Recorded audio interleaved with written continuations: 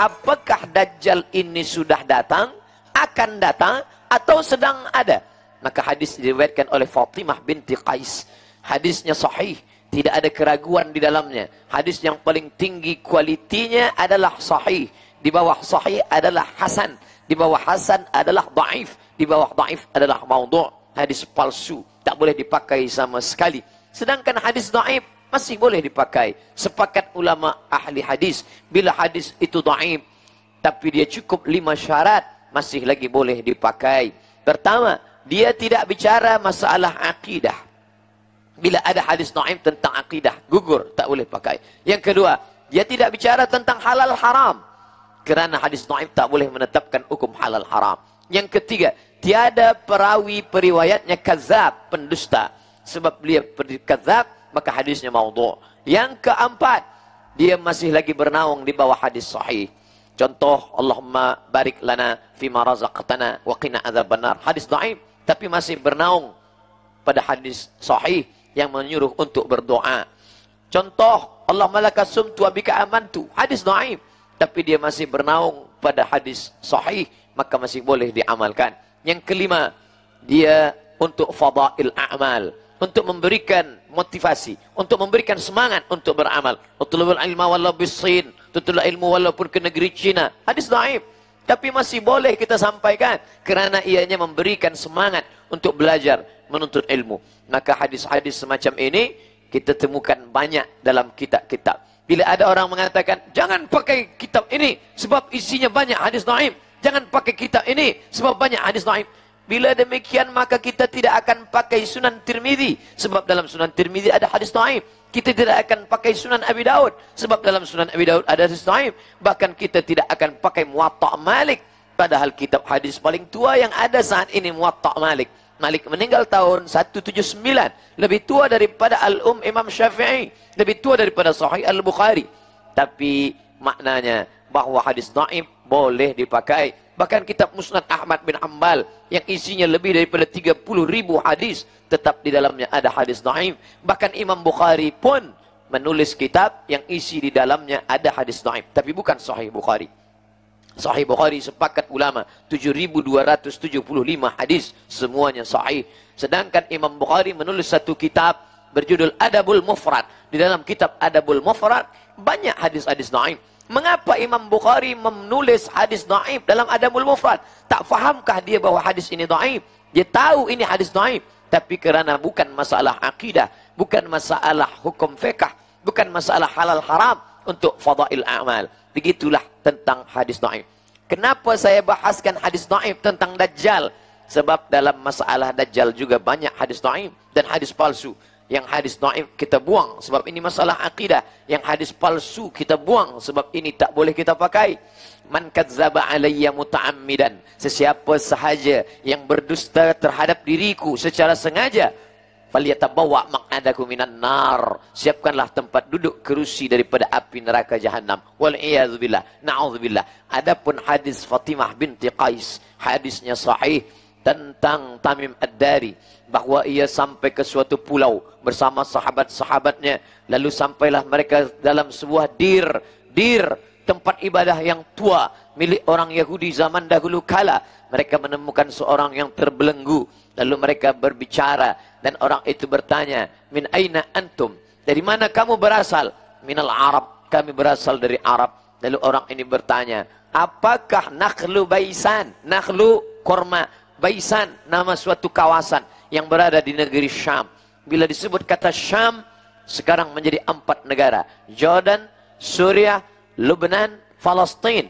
Li'ila fi Quraisy, perjalanan orang Quraisy. Ila fihim rihlatash syita was-saif, perjalanan syita musim sejuk, saif musim panas. Makkah di tengah, Yaman di bawah, Syam di atas. Inilah perjalanan bisnis mereka. Pada masa musim sejuk mereka pergi ke Yaman. Pada masa musim panas mereka pergi ke Syam, Yaman, Saudi Arabia, Jordan, Palestin, Suriah, Lebanon. Perjalanan Nabi Muhammad sallallahu alaihi wasallam. Begitu juga perjalanan datuk-datuknya, perjalanan Muhammad, Abdullah, Abdul Muttalib, Hashim, Abdi Manaf, Qusay. Mereka melakukan perjalanan panjang 6 bulan ke bawah, 6 bulan ke atas. pada masa musim haji mereka berkumpul di Baitullah. Dalam perjalanan panjang ke Yaman itu, sekelompok orang ini bertemu dengan makhluk yang bertanya, dari mana kamu berasal? Kami datang dari Jazirah Arab. Apakah nakhlu baisan masih berbuah? Maka mereka menjawab, ya, nakhlu baisan masih berbuah. Sampai masanya nanti nakhlu baisan, buah korma yang ada di negeri Baisan akan mengering. Di saat itulah Dajjal tak lama akan keluar. Apakah hari ini nakhlu Baisan masih berbuah? Masya Allah, tabarakallah, wal'iyadzubillah. Allah menunjukkan kebenaran hadis Nabi Muhammad SAW. Nakhlu Baisan hari ini berkurang, bahkan sebagiannya mati, pokok-pokoknya mengering.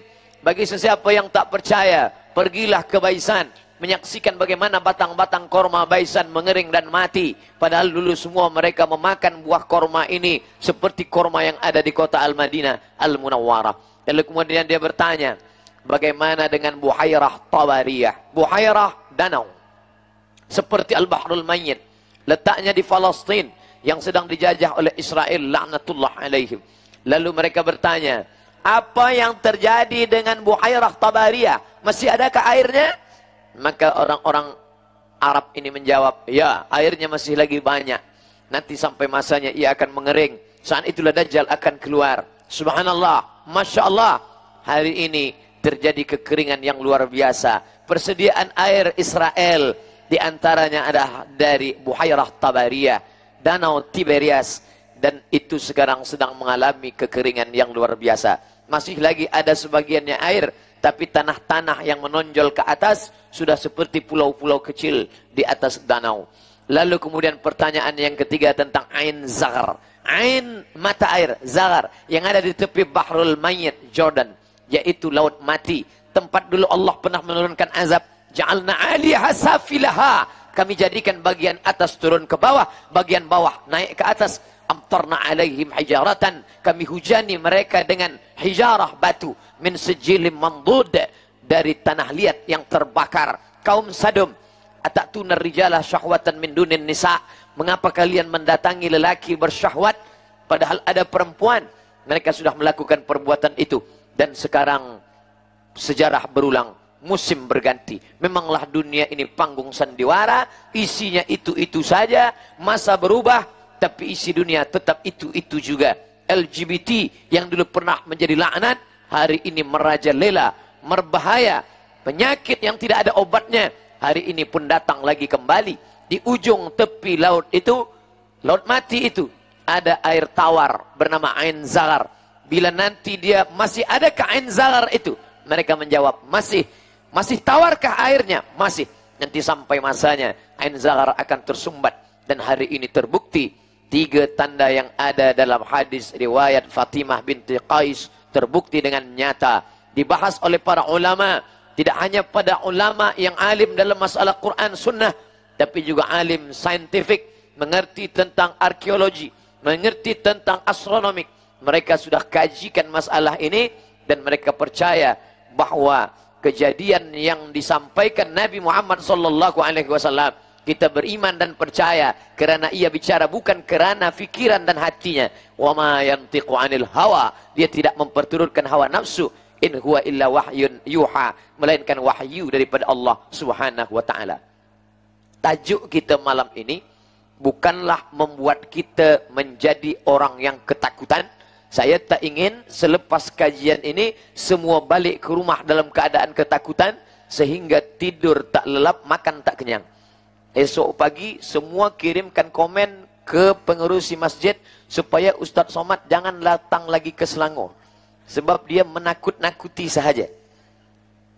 Makna kaji kita malam ini adalah supaya kita berhati-hati, waspada, ajarkan anak-anak membaca Al-Quran, berzikir. Selepas itu serahkan pada Allah Subhanahu wa taala. Fa iza azamta, bila engkau sudah azam kuat, fatawakkal 'ala Allah. Jangan terlalu lama banyak berpikir. Kita disuruh berpikir, afala ta'qilun, afala tatafakkarun. Tapi ada yang lebih hebat daripada berpikir adalah beramal. Falya'budu rabb hadzal bait.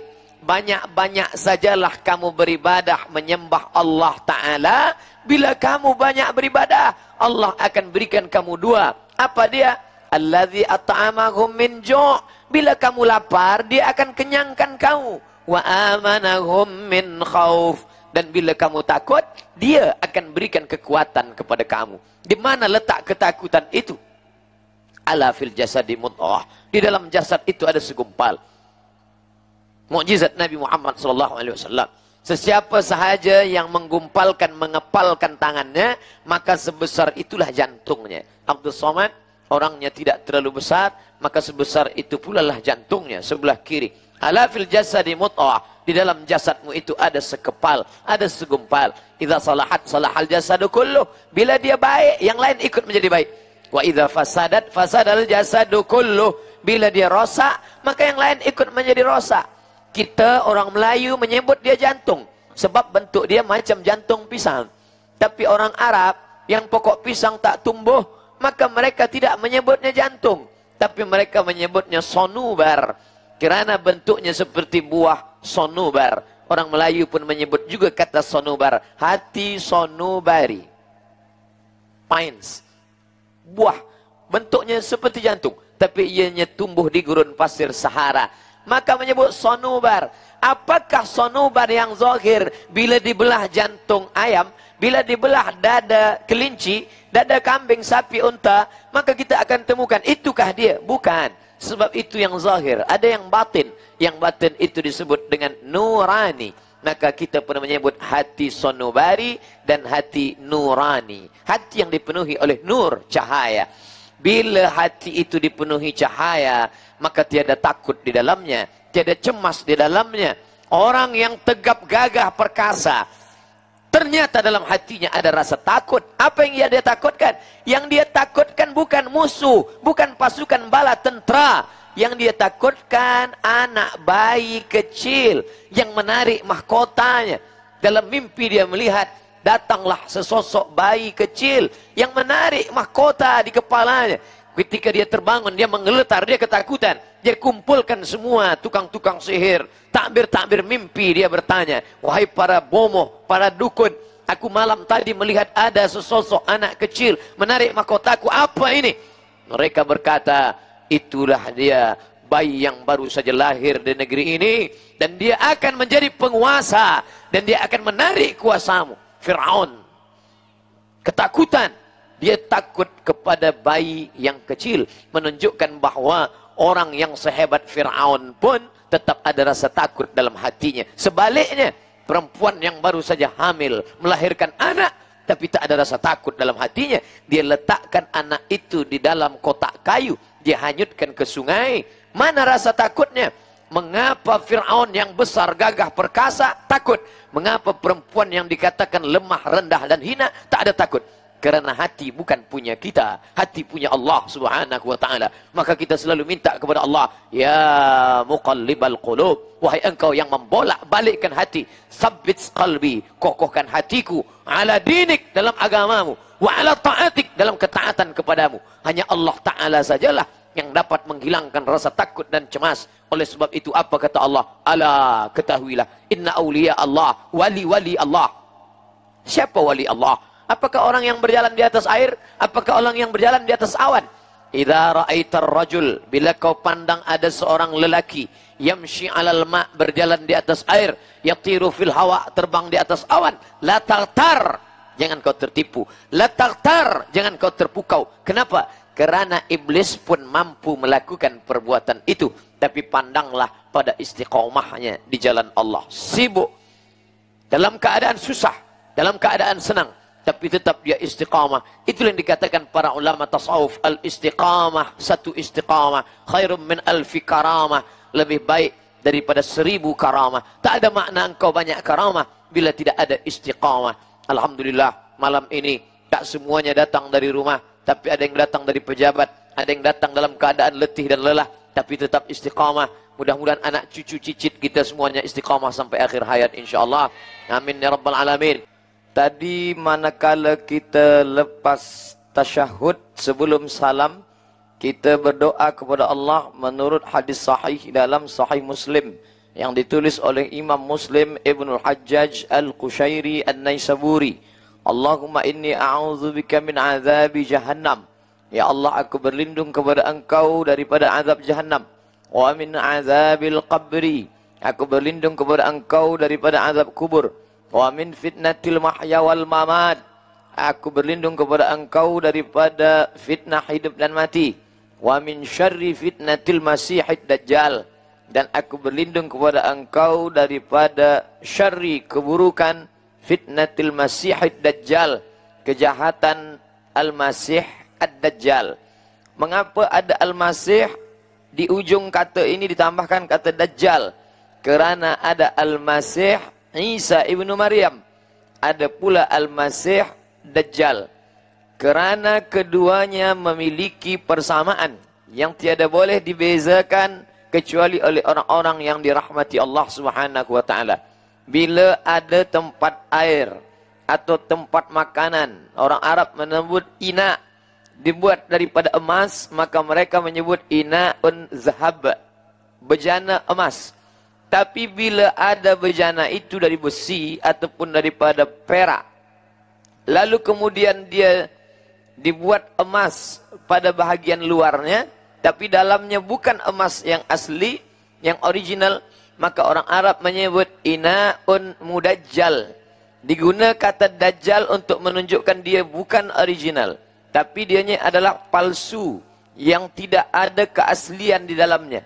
Oleh sebab itu, maka untuk membezakan antara Al-Masih Isa ibnu Maryam dengan Al-Masih yang bukan Isa, maka diguna kata Dajjal, Al-Masih Ad-Dajjal. Dan hampir semua nabi-nabi mengisyaratkan supaya terselamat umat.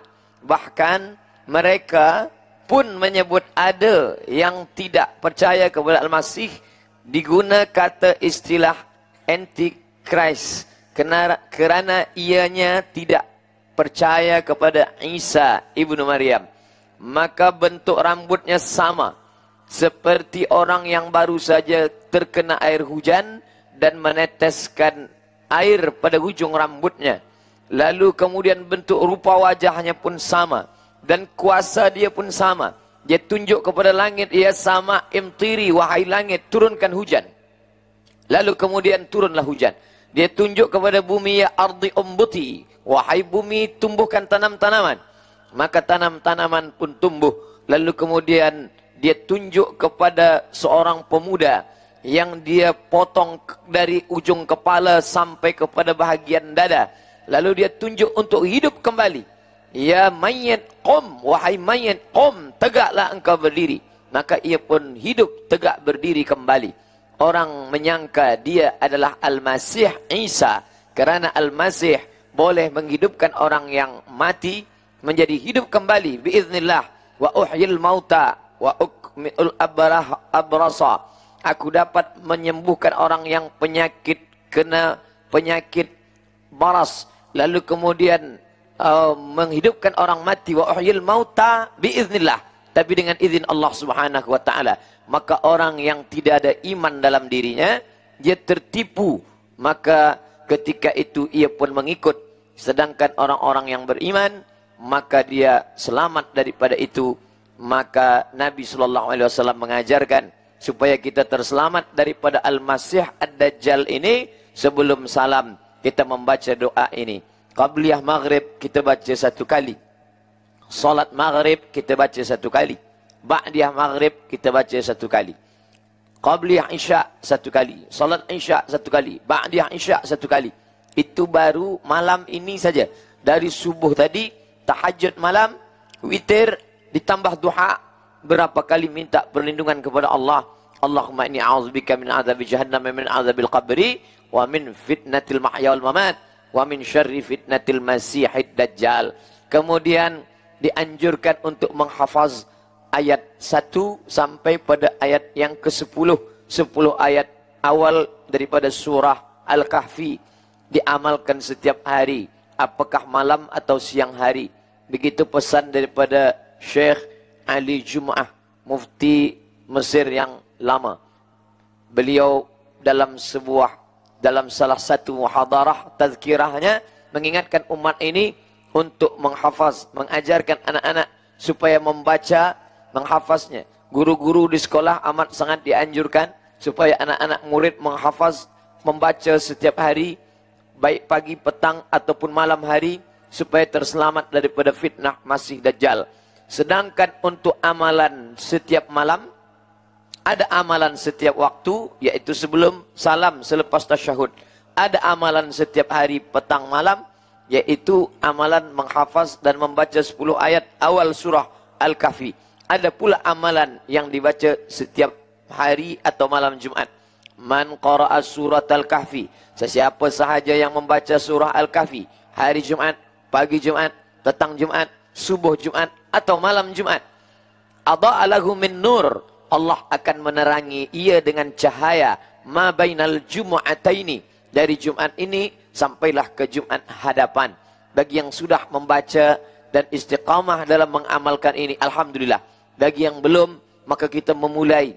Maka orang yang tiada mampu membaca, sekali baca selesai, maka ia boleh baca 2-3 muka surat, lepas itu dia baca malam.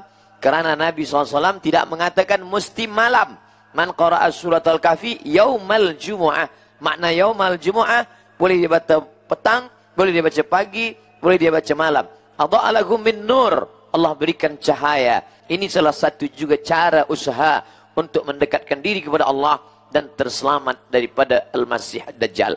Mengapa Allah menciptakan Al-Masih Ad-Dajjal? Mengapa Allah ciptakan ini Dajjal? Ini adalah ujian. Ahasiban nasu ayyutsraku, apakah manusia itu menyangka mereka ayyutsraku, dibiarkan begitu saja? Ayyaqulu amanna, mereka berkata kami beriman. Wa hum la yuftanun, padahal mereka belum diuji. Fatana, ujian.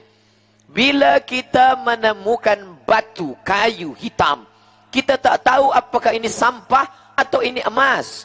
Kalau emas, maka dia mesti fatana, diuji. Menguji emas, dibakar dia dengan api.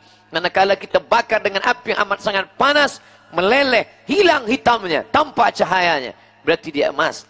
Sedangkan manusia diuji dengan kematian anak, maka saat itu dia bersabar. Diuji dia dengan harta, maka dia bersabar. Diuji dia dengan kehilangan, maka dia tetap bersabar. Tapi manakala diuji dia dengan Dajjal, saat itu dia tidak termasuk orang-orang yang lulus ujian Allah Subhanahu